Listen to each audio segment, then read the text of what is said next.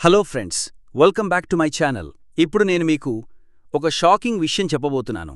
రీసెంట్గా మన prime minister Narendra Modi గారు అమెరికన్ డాలర్స్ మీద పెద్ద దెబ్బే వేశారు. ప్రెజెంట్ మన ఇండియాలో అమెరికన్ డాలర్లను నిషేధిస్తున్నట్టుగా deputy prime minister of Russia చెప్పాడు. Russia and Indian prime ministers ఇద్దరూ కలిసి ఈ నిర్ణయం తీసుకున్నట్టుగా కూడా వినిపిస్తోంది. మనకి దీనిమీద ఇంకా పూర్తి క్లారిటీ అయితే రాలేదు. కానీ రష్యా అండ్ ఇండియన్ గవర్నమెంట్ అయితే కరెన్సీ రూబల్స్ అండ్ రూపీస్కి వాల్యూ పెంచే విధంగా ఒక బిగ్ స్టెప్ వేసినట్టుగా తెలిసింది. కానీ ఇది ఇంకా బయటికైతే రివీల్ చేయలేదు. దీనివల్ల అమెరికా ప్రెసిడెంట్ అయిన డొనాల్డ్ ట్రంప్కి పెద్ద షాక్ అని చెప్పచ్చు. డొనాల్డ్ ట్రంప్ ఎప్పుడూ కూడా బ్రిక్స్ కంట్రీస్ని డాలర్ వాల్యూ తగ్గించకూడదు అని బెదిరిస్తూ ఉంటారని వినికిడి. అసలు బ్రిక్స్ కంట్రీస్ అంటే ఏంటో నేను మీకు పూర్తి క్లారిటీ ఇస్తాను. బి అంటే బ్రెజిల్, ఆర్ అంటే రష్యా, ఐ అంటే ఇండియా, సి అంటే China, and last and final S అంటే South Africa. So Donald Trump ఈ కంట్రీస్ మీద తన ఆధిపత్యం చూపిస్తూ డాలర్ రేట్ ఎప్పటికప్పుడు పడిపోకుండా చేస్తూ ఉంటాడు. అందుకే ఇండియా అండ్ రష్యా రెండూ కలిసి ప్రెజెంట్ రూబల్స్ అండ్ రూపీస్లో ఉన్న మన కరెన్సీ నుండి యుఎస్ డాలర్ రేట్ని తొలగించినట్టుగా చెప్తున్నారు. దీనివల్ల బిజినెస్ అండ్ ఫైనాన్షియల్ పరంగా ఇంటర్నేషనల్ రేంజ్లో అవేర్నెస్ స్టార్ట్ అవుతుందని అనుకుంటున్నారు. సో రానున్న ఇయర్స్లో ఎకనామిక్ పిక్చర్ ఖచ్చితంగా ప్రపంచం మొత్తం మీద పెద్ద చేంజ్నే తీసుకొస్తుందని ఊహిస్తున్నారు. ఒకవేళ మీకు బిజినెస్ మీద నాలెడ్జ్ ఉండి దాన్ని మీరు అర్థం చేసుకోగలిగేవారైతే ఇండియాలో డాలర్ రేటు పడిపోతే ఎలాంటి చేంజెస్ వస్తాయి అనేది మీకు ఈజీగా తెలుస్తుంది. ముఖ్యంగా oil, weapons, machinery and other large deals అన్నీ కూడా అమెరికాకి డాలర్ వాల్యూ మీదనే ఇంపోర్ట్ చేస్తూ ఉంటాము. డాలర్ అనేది మన ఇండియాలో చాలా డామినేటింగ్ కరెన్సీ అని మనందరికీ తెలిసిన విషయమే. మన ఇండియాలో $1 అంటే 87 రూపీస్కి ఈక్వల్. అలాంటిది ఇప్పుడు ఇండియా అండ్ రష్యా ఒక్కసారిగా ఒక బిగ్ స్టెప్ తీసుకొని మన ఇండియన్ సిస్టమ్ని డైరెక్ట్గానే ఒక పెద్ద చేంజ్ తీసుకురాబోతున్నారు అనేది అర్థమవుతోంది. కేవలం ఇండియాలోనే కాదు, రష్యాలో కూడా అమెరికాకి ఇంపోర్ట్ అయ్యే ప్రతి ఒక్కటి కూడా డాలర్ వాల్యూ రూపంలోనే ట్రాన్సాక్షన్స్ అనేవి జరుగుతూ ఉంటాయి. ఇప్పుడు ఈ బిగ్ చేంజ్ వల్ల ఇకపై ఈ రెండు కంట్రీస్ అనేవి ఇంపోర్ట్ అయ్యే ప్రతి ఐటెంని ఆ కంట్రీలోని కరెన్సీ బేసిస్ మీదే తీసుకోబోతున్నారు. ఇదంతా మనకి రష్యా డిప్యూటీ ప్రైమ్ మినిస్టర్ అయిన డెన్నిస్ మాంట్రోమ్ అనే ఆయన షేర్ చేశారు. సో ఇకపై America to India or India to America payments అనేవి వితౌట్ ఛార్జెస్తో ఎలాంటి ఇంటరప్షన్ లేకుండా ఈజీగా పే చేసుకోవచ్చు అని కూడా చెప్పారు. డెన్నిస్ మాట్లాడుతూ, ఈ చేంజ్కి మాతో కోఆపరేట్ చేస్తున్న ఇండియాకి మేము థ్యాంక్స్ చెప్పుకుంటున్నాము. దీనివల్ల 90% ఆఫ్ పేమెంట్స్ అనేవి నేషనల్ పేమెంట్స్ లాగా అవుతాయని చెప్పుకొచ్చారు. ఈ చేంజ్ వల్ల రష్యా ఆన్ ఇండియా మధ్య బాండ్ అనేది ఇంకా స్ట్రాంగ్ అయిందని కూడా చెప్పారు. సో ఫ్రెండ్స్, ఇక్కడే మీరు అర్థం చేసుకోవచ్చు ఒక డాలర్ వాల్యూ మన ఇండియాలో ఎంత ఉంటుంది అని. సపోజ్ ఇండియా నుండి ఒక పేమెంట్ మనం అమెరికాకి సెండ్ చేయాలి అంటే ముందుగా ఆ డాలర్ వాల్యూకి మన అమౌంట్ ఎంత పడుతుందనేది క్యాలిక్యులేట్ చేసుకుని దాన్ని బట్టి పేమెంట్ చేస్తూ ఉంటాం. అలా జరిగినప్పుడు అమెరికన్ కరెన్సీ ప్రకారం మన ఇండియా నుండి సెండ్ చేసే అమౌంట్ చాలా పెరిగిపోతుంది. సో ఈ చేంజ్ వల్ల ఇకపై మనకు అలాంటి ప్రాబ్లం ఉండదు. 2021లో అమెరికాకి ట్రేడ్ చేసిన ఐటమ్స్కి వాల్యూ 13 బిలియన్స్ అనే స్టేట్మెంట్ రిలీజ్ అయింది. బట్ ఇప్పుడు వచ్చిన ఈ చేంజ్ వల్ల అమాంతం ఆ ఫిగర్ ఇంక్రీజ్ అయ్యి 68 బిలియన్స్ దాకా చేరుతుంది అని చెప్తున్నారు.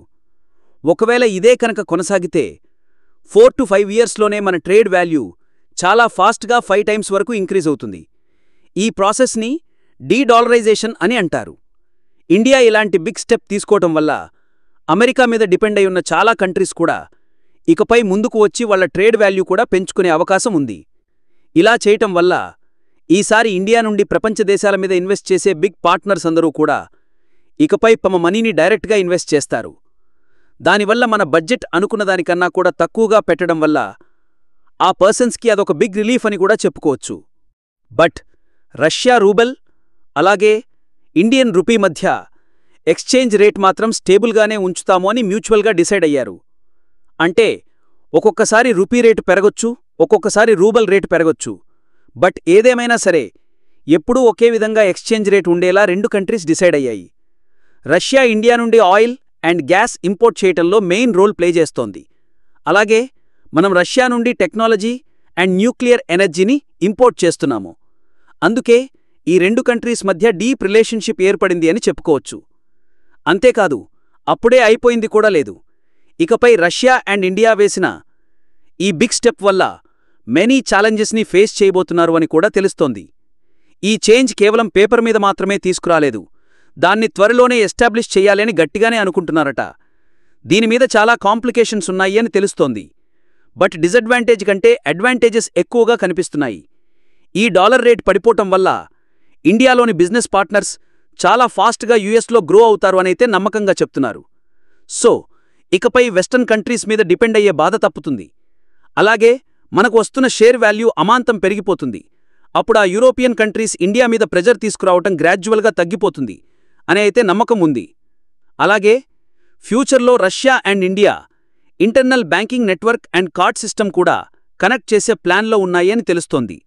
అంటే ఇండియాలోని యూపీఐ అండ్ రష్యాలోని MER banking system interconnect అవటం వల్ల ఈజీగా ఇండియా టు రష్యా, అలాగే రష్యా టు ఇండియా ట్రాన్సాక్షన్స్ అనేవి ఫాస్ట్ అండ్ సెక్యూర్గా జరుగుతాయని చెప్పుకోవచ్చు. ఇదే గనక జరిగితే ఈ రెండు కంట్రీస్ మధ్య ఫైనాన్షియల్ రిలేషన్ అనేది చాలా స్ట్రాంగ్ అయిపోతుంది. సో ఫ్యూచర్లో China, Brazil and south Africa కూడా ఇలాంటి ట్రాన్సాక్షన్స్ కోసం అప్రోచ్ అవుతారు అని, అలాగే వాళ్ల కంట్రీస్లో కూడా డాలర్ రేట్ తగ్గించి ఫైనాన్షియల్ ట్రేడ్ పెంచుకునే అవకాశం ఉంది అని కూడా తెలుస్తోంది. అందుకే ఈ డీ-డాలరైజేషన్ సిస్టమ్ అనేది హోల్ వరల్డ్ మీద ఇంపాక్ట్ చూపిస్తుంది అని, టర్నింగ్ పాయింట్ అవుతుందని మనం ముందు చెప్పుకున్నాం.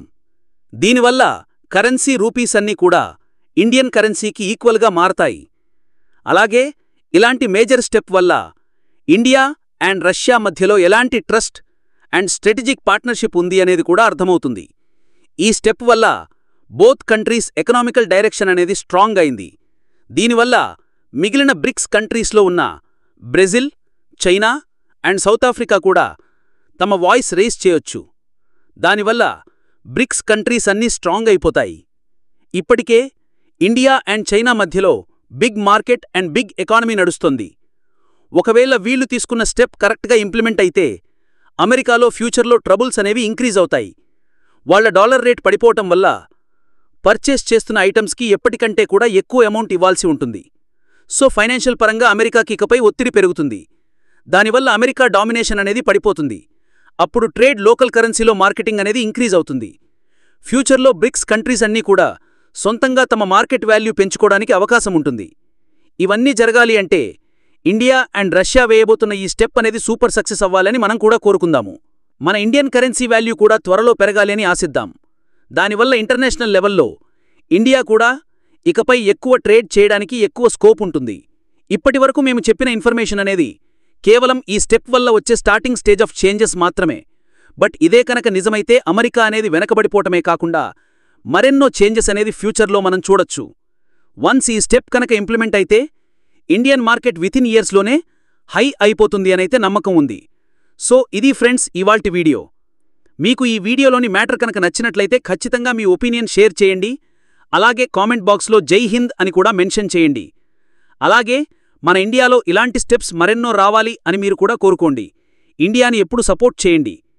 ఇలాంటి వరల్డ్ అఫైర్స్, ఫారిన్ పాలసీ లాంటి వీడియోస్ మరెన్నో మీరు చూడాలి అనుకుంటే వెంటనే మా పేజ్ని ఫాలో అయిపోయి గంట సింబల్ యాక్టివేట్ చేసుకోండి.